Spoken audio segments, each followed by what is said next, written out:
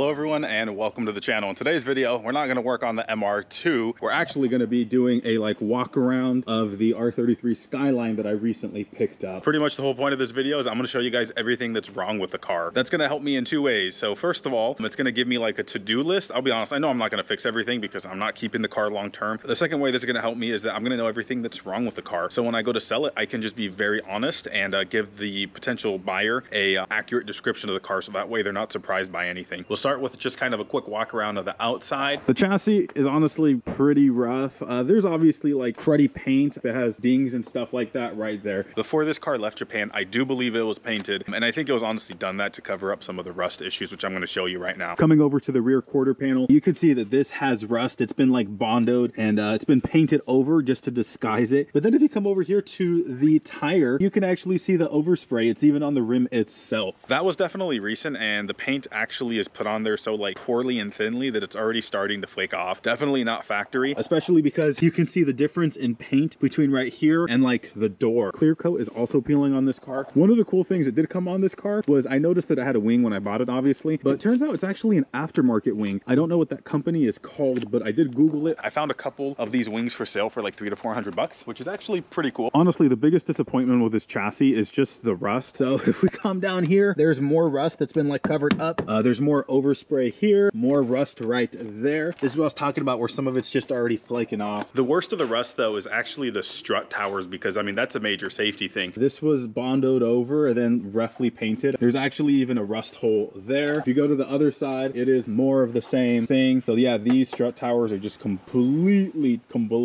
messed up. Right here's another rust hole. I will be totally honest, one of the things I had debated is, what if I just end up keeping the car? But with that rust, it's not really worth it. Honestly, as I'm thinking about it when I go to sell it, someone's probably just going to want this as a parts car, because even though the chassis sucks, a lot of the other parts are really good. All the lights work, which that's actually really cool. Someone went through and changed out some of the bulbs and upgraded the lights where they could. I'm going to turn on the lights real quick. Got the lights turned on. You can see that someone went through, they actually upgraded the headlights. Another thing that I really like about this is that the interior lights all work as well. So someone upgraded that to a different light bulb as well. These are still like your standard like yellowish lights. I don't care though. The big thing is they work. Look at that headliner. That is in such good shape. They're typically sagging, stained, but no, this one's really good. Also, the seats are in awesome shape. There's some overspray because obviously this car was painted recently, but that's whatever. We'll ignore that. There's no like rips, which is awesome. You can obviously see a little bit of wear there. If we come down here, it looks like it's ripped on the surface. That's what I thought when I got pictures of the car, but no, it's actually not. It's just the floor mat that's ripped. I am kind of bummed that these floor mats are so worn because they're genuine Skyline floor mats. So like the one on that other side is in immaculate shape. It's like perfect. And then there's this one. The dash is actually in pretty good shape as well. Probably one of the big things that concerns me is that as I take some of these things off, I don't know how it's going to be underneath. I'm assuming with Goo Gong, I should be able to get most of it off. So like this thing was actually Velcroed right here. I took some Goo Gong and it came right off. The dash, really good shape. There's no lifting or anything like that. There are these weird marks right here, and I don't even know what those are from, but if that's the worst of it, like I'm cool with it. The dash is freaking awesome. Of course, I got to show you guys the back seat. These are freaking immaculate as well. There's like no stains on these. It's just perfect. Look at even the ashtray. That's really clean as well. One of the nice things is the car does not smell like smoke. One of my favorite things about this car has to be the fact that when I turn it on, something in Japanese gets said. I was told by people online that essentially it says like, please insert card, because there's some sort of card reader in here. I think it potentially could have been like a cab car, company car, something like that. Anyways, I will go ahead and turn this on. Starts up. I don't know what any of this other stuff is for. Yeah, there's a bunch of connectors here. Not sure what that stuff's for. Come in here, some of the cool stuff. Oh, so this is just registration. It came with a GPS. I don't know what for, but it has a GPS on it. It also has this, which is for the CD player, which is in the trunk. Another cool thing is that it has this, which again, I'm not sure for. It says car navigation system. I'm not sure exactly what navigation system, but I thought that was cool still. Obviously, she's an automatic. There's some miscellaneous stuff. This was also in here when I took possession of the car. I don't know what any of this stuff is for. One of the cool things about this car is that it has this in it. Pretty much you can look at everything that's on this. So let's see if I can change it. aircon, power steering. The big thing is, for whatever reason, it has a bunch of information on how the car's running, so you can quickly look at that. The car also has a telemetry box in it. It's really, really unusual, and that's kind of what makes me think it potentially was like a company car, so they can like keep track of mileage, make sure drivers are, you know, driving the car appropriately. Everything on the dash works. It is pretty high mileage right now at just over 308,000 kilometers. The car's actually been idling for a little bit, so I'm gonna give it some revs right now.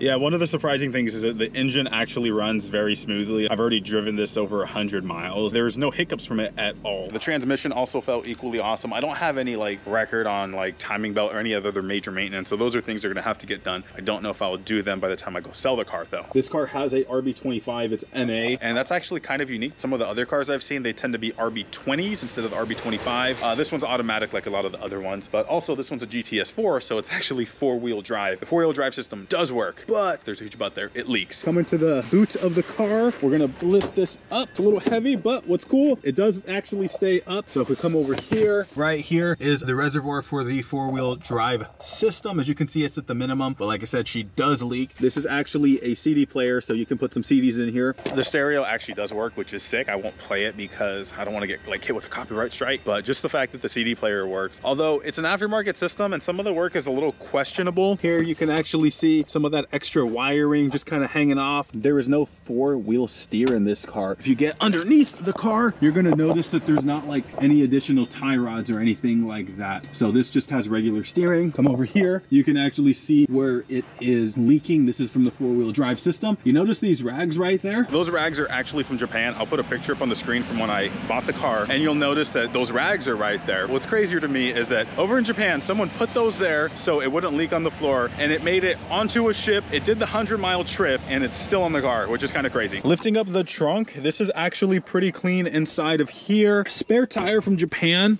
There's actually minimal rust, which is pretty shocking because the trunk is an area that commonly rusts on these old cars. But yeah, it's not bad. That actually goes right there. It does leak a little bit inside of here, so I just leave that unplugged so all the water can easily just get out. I don't want it accumulating in here. Luckily, it's summertime, so it's not too bad. In addition to the four-wheel drive system leaking, the engine itself actually leaks some oil too. That's not something that concerns me. I mean, this is an old car, right? That's to be expected. You actually can see some sludge buildup right there. It's leaking somewhere in this area, so my immediate guess would be valve covers, or it could be leaking one of the seals underneath the timing cover, so maybe like one of the cam seals or something. Suspension wise is kind of what you would expect as well. It's just old car stuff, so I'll put this car up on ramps and I'll give you guys a better look. Coming under the car, it's really not that bad under here. So like if you look at things like the suspension components, like right here, it's not even like rusty or anything like that. If we come to the front radiator support, some light surface rust, but again, it's not really bad. I came to the backside, giving you guys another look at the suspension components. You would expect it to be rusted to heck considering how the wheel arches are, but no, it's